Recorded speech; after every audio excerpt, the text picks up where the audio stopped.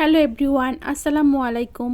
আশা করি সবাই ভালো আছেন। আজ আমি আপনাদের সাথে শীতের সবজি দিয়ে রেস্টুরেন্ট স্টাইলে চাইনিজ ভেজিটেবল ফ্রাইড রাইস রান্না করার রেসিপিটা শেয়ার করব। আশা করি সবার কাছে অনেক ভালো লাগবে। ফ্রাইড রাইস রান্না করার জন্য আমি এখানে 2 কাপ পোলাওয়ের চাল নিয়েছি। আমি এখানে চিনি গুঁড়া চালটা ব্যবহার করেছি। এখন চালটা ধুয়ে নিচ্ছি। বারবার পানি পাল্টে যতক্ষণ পর্যন্ত না স্বচ্ছ পানি বের হয় ততক্ষণ পর্যন্ত চালটা ধুয়ে নিতে হবে। এখন আমি চালটা সিদ্ধ করার জন্য চুলায় চলে যাচ্ছি। চুলায় একটা হাঁড়ি বসিয়ে 5-6 কাপ পানি দিয়ে ফুটিয়ে নিয়েছি। একটু বেশি পরিমাণেই পানি দিতে হবে। এখন এর মধ্যে ধুয়ে রাখা চালটা দিয়ে দিচ্ছি। এরপরে দিচ্ছি 1 টেবিল চামচ পরিমাণ সয়াবিন তেল ও পরিমাণ মতো লবণ। সবকিছু এখন একসাথে ভালোভাবে নেড়েচেড়ে দিচ্ছি। চুলার আঁচটা হাই হিটে দিয়ে বলক আসা পর্যন্ত অপেক্ষা করছি। বলক চলে এসেছে। এখন আরও 6-7 মিনিট রান্না করে চালটা সম্পূর্ণ সিদ্ধ করে নিচ্ছি।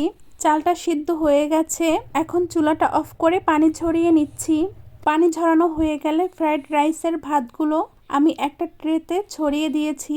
এভাবে 20 থেকে 30 মিনিট রেখে দিতে হবে যাতে গায়ে লেগে থাকা পানিটা ভালোভাবে শুকিয়ে যায়। এরপরে ফ্রাইড রাইস তৈরি করার জন্য আমি যে সবজিগুলো নিয়েছি তা দেখিয়ে দিচ্ছি। আমি নিয়েছি গাজর, বাঁধাকপি, ফুলকপি, এরপর নিয়েছি পেঁয়াজ কলি, আরও নিয়েছি মটরশুঁটি। আপনারা আপনাদের পছন্দ মতো সবজি নিতে পারেন, এক্ষেত্রে কোনো বাধ্যবাধকতা নেই। সবজিগুলো আমি আগে থেকে কেটে ধুয়ে পরিষ্কার করে রেখেছি। এরপরে আমি ফ্রাইড রাইসটা রান্না করতে চলে যাচ্ছি। চুলায় একটি হাঁড়ি বসিয়ে দিয়ে দিচ্ছি 2 টেবিল চামচ পরিমাণ ঘি।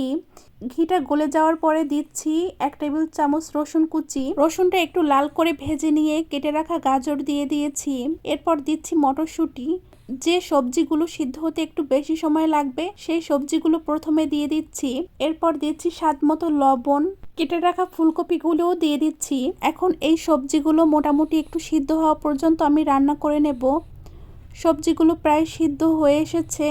এখন দিয়ে দিচ্ছি বাঁধাকপি কুচি আর পেঁয়াজ কলি। এখন সব সবজিগুলো 5-6 মিনিট রান্না করে পুরোপুরিভাবে সিদ্ধ করে নিচ্ছি। এই সবজিগুলো সিদ্ধ হওয়ার জন্য কোনো পানি দেওয়ার প্রয়োজন নেই। ভাজতে ভাজতেই সবজিগুলো সিদ্ধ হয়ে যাবে। এ পর্যায়ে মাঝখান দিয়ে চিড়ে কয়েকটা কাঁচামরিচ দিয়ে দিচ্ছি। এখন আরও কয়েক মিনিট রান্না করে আমি ভালোভাবে সবজিগুলো সিদ্ধ করে নিয়েছি। হাঁড়িতেই একটা সাইড করে নিচ্ছি। ফাঁকা জায়গায় দিয়ে দিচ্ছি 1 টেবিল চামচ পরিমাণ ঘি। ঘিটা গলে যাওয়ার পরে 2টা ডিম ফেটিয়ে দিয়ে দিচ্ছি। এই ডিম 2টা থেকে আমি স্ক্র্যাম্বল করে নেব। আগে থেকে স্ক্র্যাম্বল করে রাখলে আমার কাছে স্ক্র্যাম্বলটা একটু ড্রাই মনে হয়, তাই আমি এভাবে করে স্ক্র্যাম্বলটা করে নিলাম।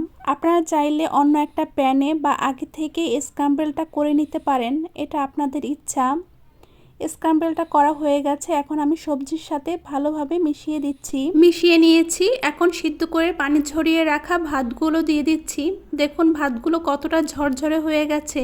এখন সবজির সাথে ভাতটাও খুব ভালোভাবে মিশিয়ে নিচ্ছি। একটু সময় নিয়ে ধৈর্য ধরে ভাতটা সবজির সাথে মিশাতে হবে। মিশিয়ে নেওয়া হয়ে গেছে। এখন উপর থেকে সামান্য একটু গোলমরিচ গুঁড়ো ছিটিয়ে দিচ্ছি। ফ্রাইড রাইসে গোলমরিচের ফ্লেভারটা আমার কাছে খুবই ভালো লাগে। এখন দিচ্ছি 1/3 কাপ টমেটো সস। এরপর দিচ্ছি 1 টেবিল চামচ চিলি সস।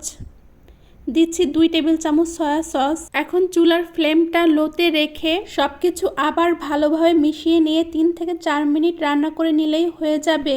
এ পর্যায়ে আমার ফ্রাইড রাইস রান্না হয়ে গেছে।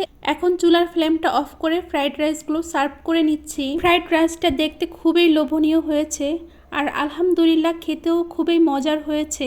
খুব সহজভাবে আপনাদের সাথে রেসিপিটা শেয়ার করেছি। ভালো লাগলে একটা লাইক, কমেন্ট ও শেয়ার করে দেবেন। পেজটি ফলো দিয়ে পাশে থাকবেন। সবাইকে ধন্যবাদ। আল্লাহ হাফেজ।